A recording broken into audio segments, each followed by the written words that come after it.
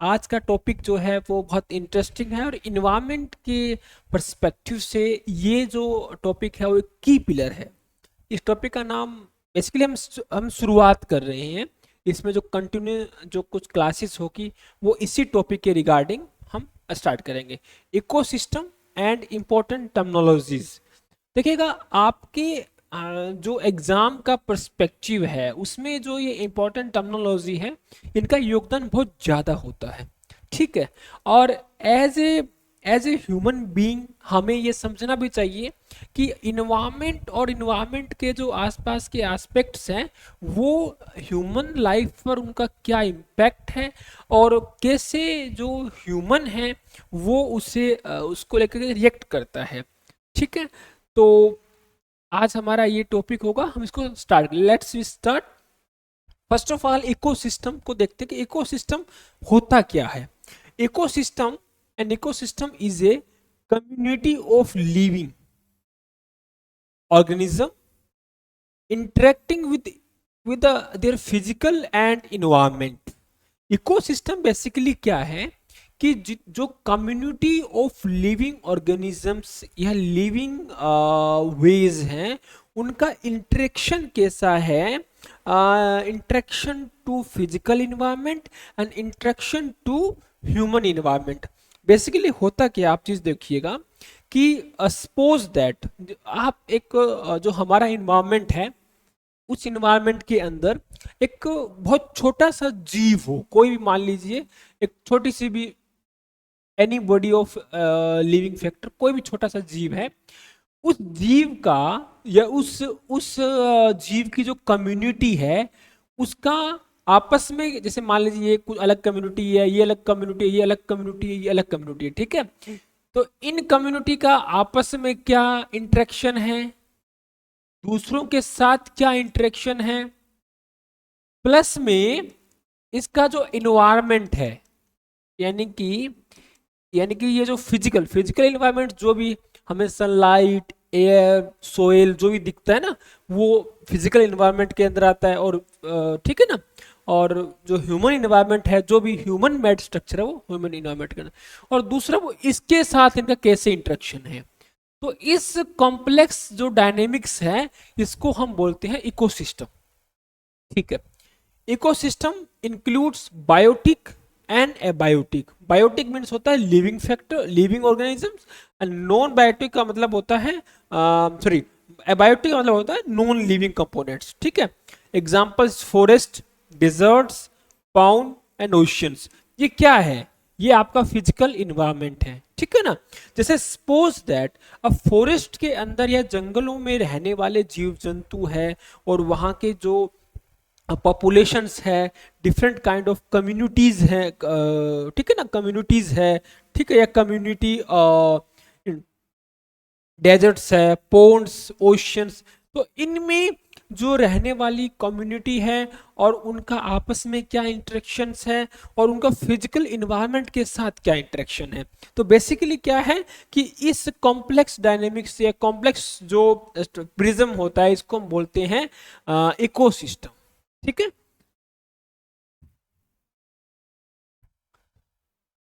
Okay, components of ecosystem basically क्या है कि इकोसिस्टम के दो कंपोनेंट होते हैं। ठीक है। पहला है बायोटिक कंपोनेंट, बायोटिक कंपोनेंट, और दूसरा है एबायोटिक कंपोनेंट। ठीक है। इसे बोलते हैं हम बायोटिक कंपोनेंट्स में आप सिंपल आप बात समझिएगा कि जो जैसे कि जो प्रोड्यूसर होते हैं ना, प्रोड्यूसर, प्रोड्यूसर का मतलब होता है जो अपना जो पोषण है वो खुद करते हैं, या अपना पोषण उत्पादक जो होते हैं वो प्रोड्यूसर क्लास, जैसे कि प्लांट। ठीक है। एबायोटिक में क्या होते हैं? Non living factor. Non living में कुछ भी आ सकता है फिजिकल एनवायरनमेंट, जैसे कि सनलाइट। जैसे सनलाइट क्या नॉन लिविंग फैक्टर होगा। तो बायोटिक में प्रोड्यूसर, कंज्यूमर, ये दोनों आएंगे, ध्यान रखना। ठीक है। एक बात को इसको हम आपको समझा रहे हैं कि ये क्या क्या इसमें रहेगा।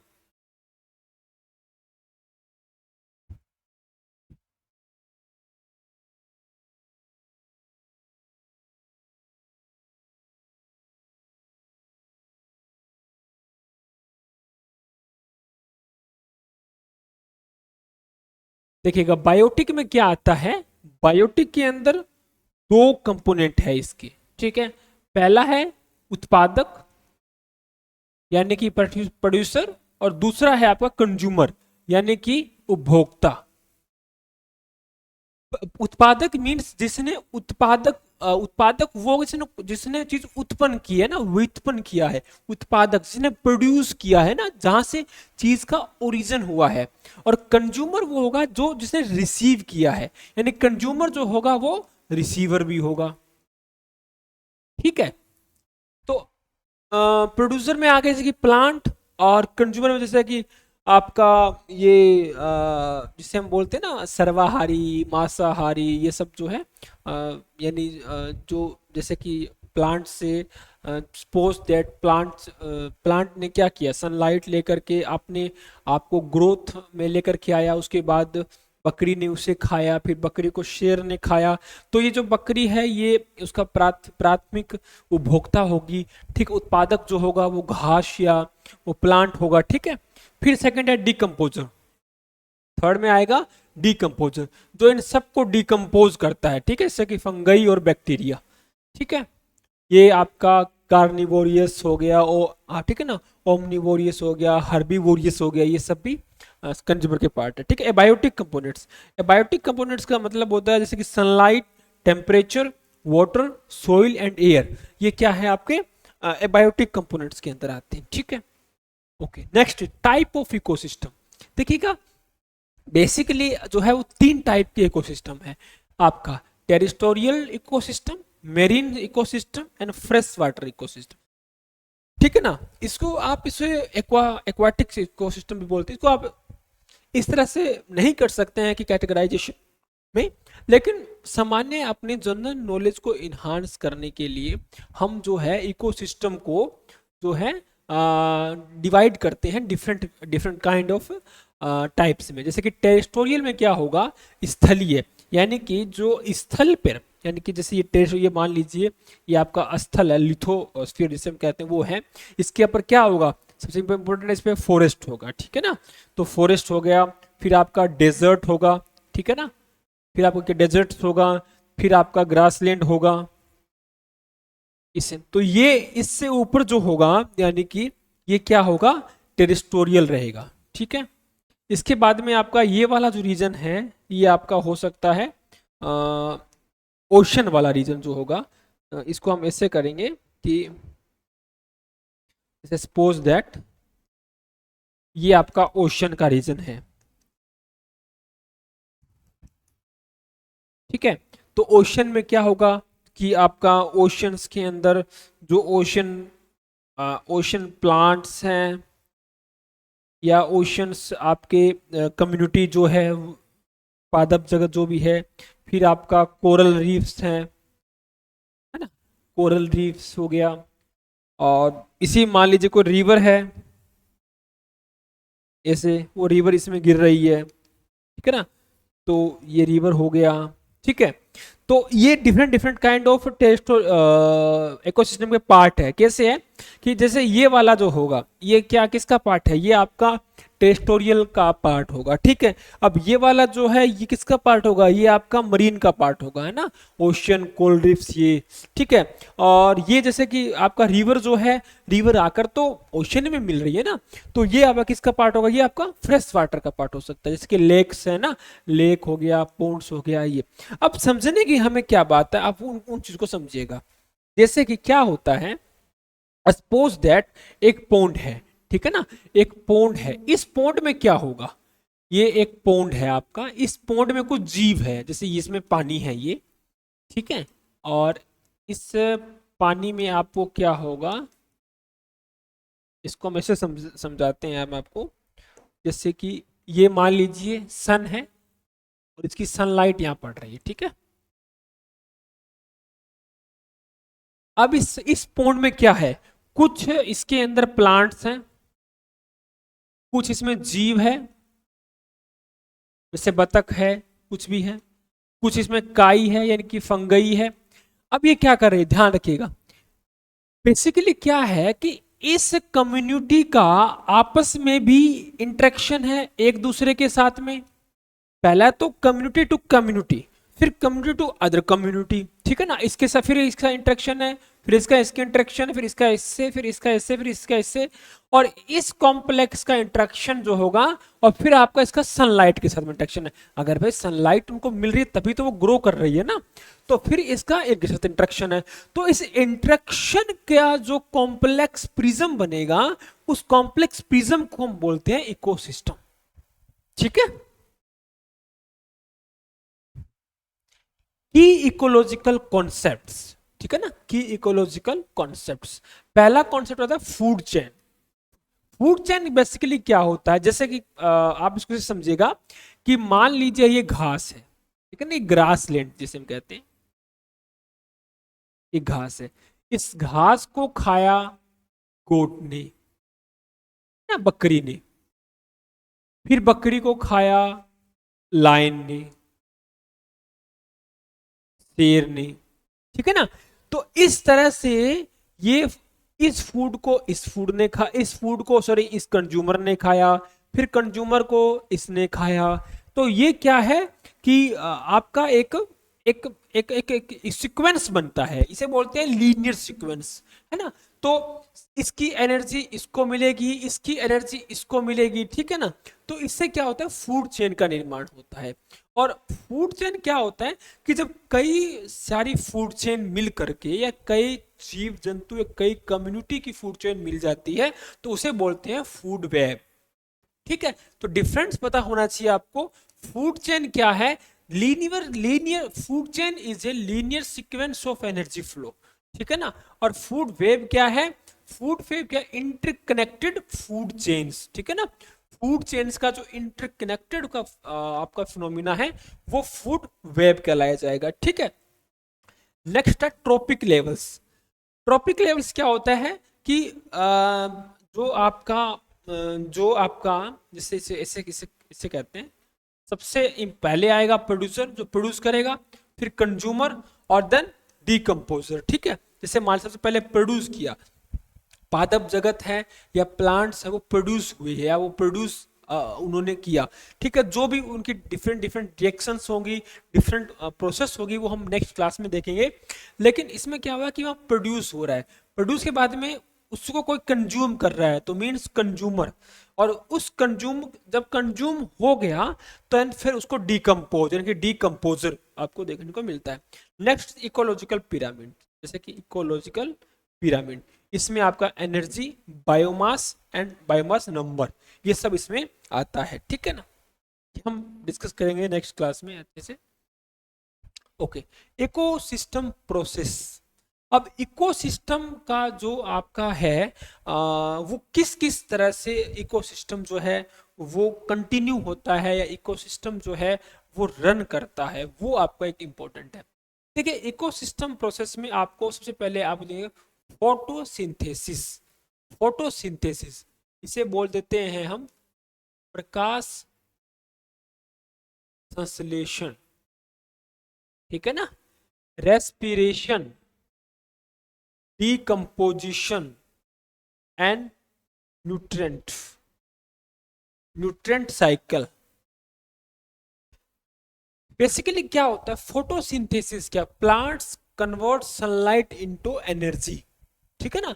जैसे क्या होता है कि जैसे कोई भी जो प्लांट है, प्लांट में क्लोरोफिल है, क्लोरोप्लास्ट है ना। ये प्लांट क्या करते हैं, जब सनलाइट है, सनलाइट को रिसीव करके उसे एनर्जी में कन्वर्ट कर रहे हैं ना। जो एनर्जी को जो कन्वर्ट करके वो लोग क्या कर रहे हैं, अपनी फूड को क्रिएट कर रहे हैं। जब प्लांट अपने फूड को कन्वर्ट कर लेगा, सॉरी, प्लांट जब एनर्जी को कन्वर्ट कर लेगा अपने फूड में, तो जिस उस फूड से मिलेगा प्लांट को ग्रोथ करने वाले जो इंपॉर्टेंट न्यूट्रिएंट्स है वो। इससे क्या होगा कि अब सपोज दैट कोई दूसरा आया और उसने उस प्लांट को खा लिया, ठीक है। अब उस एनर्जी का है, उस फूड का कुछ पार्ट उसके पास चला गया, इस तरह से एनर्जी फ्लो होती है, ठीक है। तो जो इकोसिस्टम के अंदर, इकोसिस्टम के इंटरेक्शन के अंदर जो फोटोसिंथेसिस है, उससे क्या होता है कि जो प्राइमरी यानी कि जो प्लांट्स यानी कि प्राइमरी आपके प्रोड्यूसर है, वो अपनी एनर्जी को कन्वर्ट करते हैं किस में कन्वर्ट अपनी फूड को जो है वो रिसीव करते हैं सनलाइट को कन्वर्ट करके एनर्जी में। ठीक है। नेक्स्ट आपका रेस्पिरेशन।